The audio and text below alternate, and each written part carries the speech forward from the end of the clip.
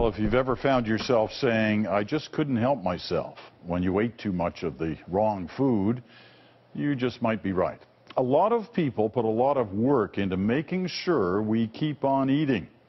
As our health reporter Kelly Crow discovered, it's a highly competitive, highly secretive industry with one goal: food that is simply irresistible. They're trying to increase their share of your stomach and increase the amount of profit they're making off the food you eat. I ate to the point that it hurt to move, and I would just lie in my bed and wish I was dead. These companies rely on deep science and pure science to understand how we're attracted to food and how they can make their foods attractive to us. There's science behind that crunch. Yogurt feels that way in your mouth for a reason. The food industry is even researching the connection between the taste receptors on your tongue and the corresponding chemical reaction in your brain. The result? Carefully engineered combinations of salt, sugar, fat, and chemicals deliberately designed so you can't eat just one. Michael Moss spent 4 years investigating the science behind processed food.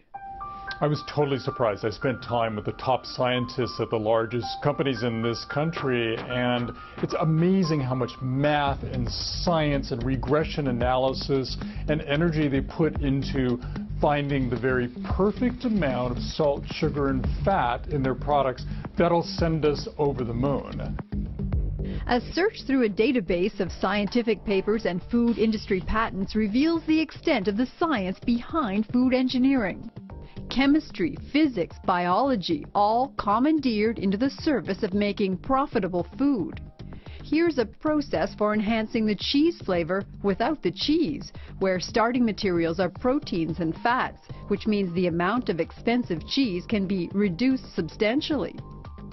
And if they can replicate that chemical reaction that may happen on your tongue or an aroma, they can simulate the taste of something without it being at all real. Bruce Bradley knows firsthand what goes on inside the food industry.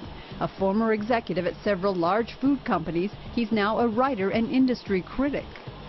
There were certainly times that I felt uncomfortable or troubled by what I was doing, and I think that's ultimately, one of the reasons why I left the industry. And then you see trends like obesity and health issues that are increasing, mainly driven by the food that we eat. It was hard for me not to just take a more thorough assessment of what I was doing. The food industry is extremely secretive, competitive, and proprietary. It took years and hundreds of interviews before Michael Moss could finish his book. This was like a detective story for me, getting inside the companies with thousands of pages of inside documents and getting their scientists and executives to reveal to me the secrets of how they go at this. What did he find? That the food processing industry rests on 3 pillars: salt, sugar, and fat. Well, these are the holy trinity of processed foods. And again, when they hit the perfect amounts, they call it the bliss point for sugar, the mouthfeel for fat, the flavor burst for salt. They know that their products will be irresistible.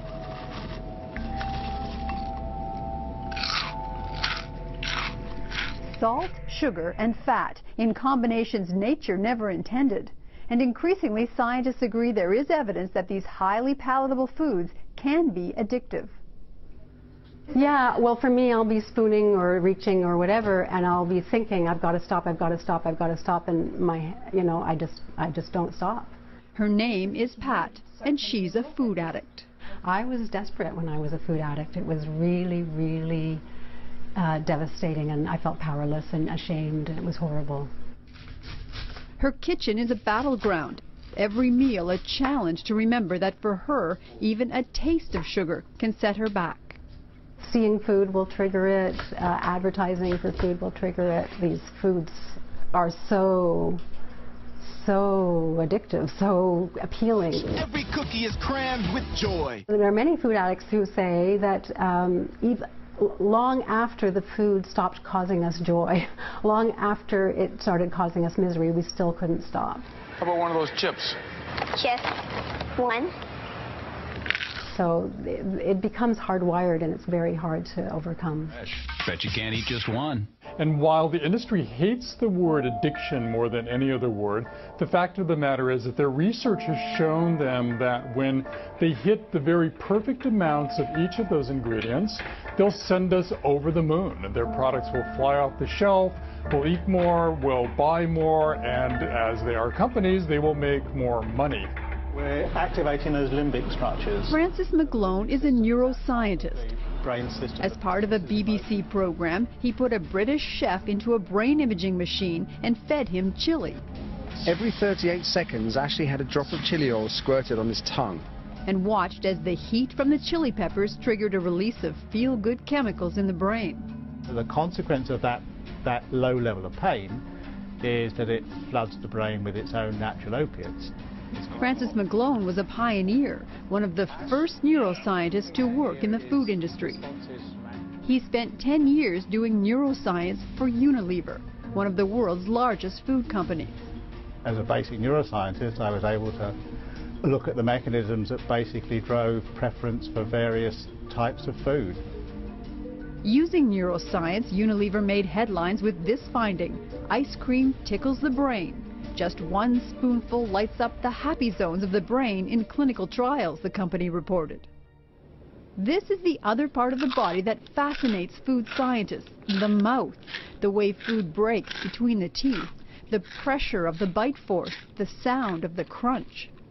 It's the noise, and the noise, of course, amplified by the fact that your jawbone is connected to your ears, and you really hear that crunch quite loudly as you bite. But it's also the physical requirement to chew on something and to crunch it. Just distracts you. It pulls your mind onto what you're eating. Chris Luckhurst is a food industry consultant who helps companies come up with foods that are what he calls more-ish. In other words, make you want more. They want you, at the end of each product, to reach for the next one and put it in again. And they often achieve that by having a very intense taste hit right at the front of the mouth, and then it dies off very quickly. And so by the time you've finished each mouthful, you're looking to refine that taste which you've lost. The shape of the food is also important. Chocolate should not have sharp edges. Absolutely. We're looking for chocolate to be comforting, to be a really pleasant, lovely experience in the mouth.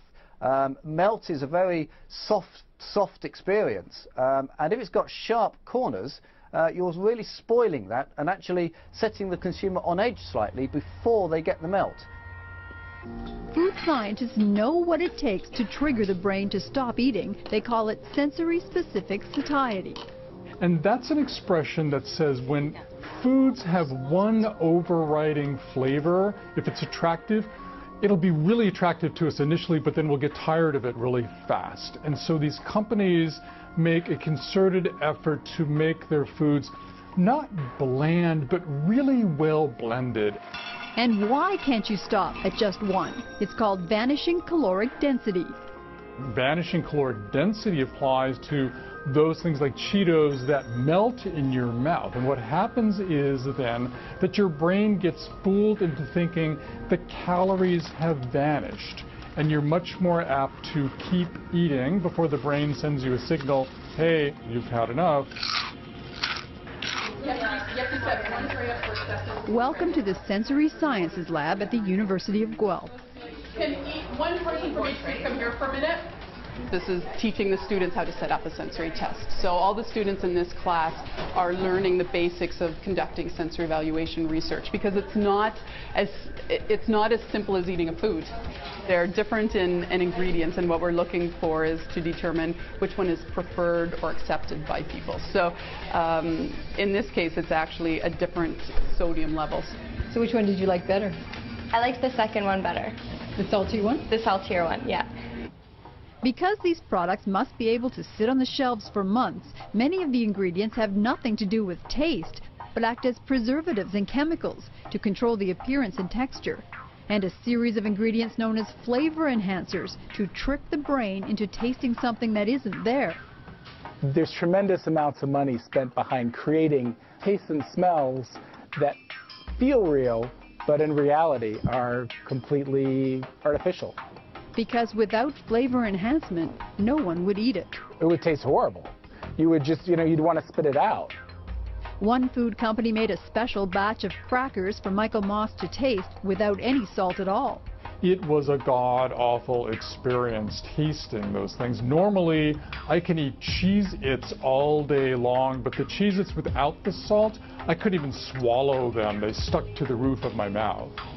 A tour of the grocery aisle reveals that something is changing.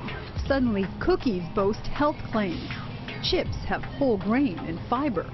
If the food industry can find a way to market it and make money off of it, I'm sure they will. But if it long-term is decreasing the amount of food that they can sell, I don't see it as being an avenue that they'll go down. So whether lower in salt, sugar, or fat, higher in fiber and grains, containing real fruit or baked with real vegetables, you will be back for more. The food industry depends on it. Kelly Crow, CBC News, Toronto.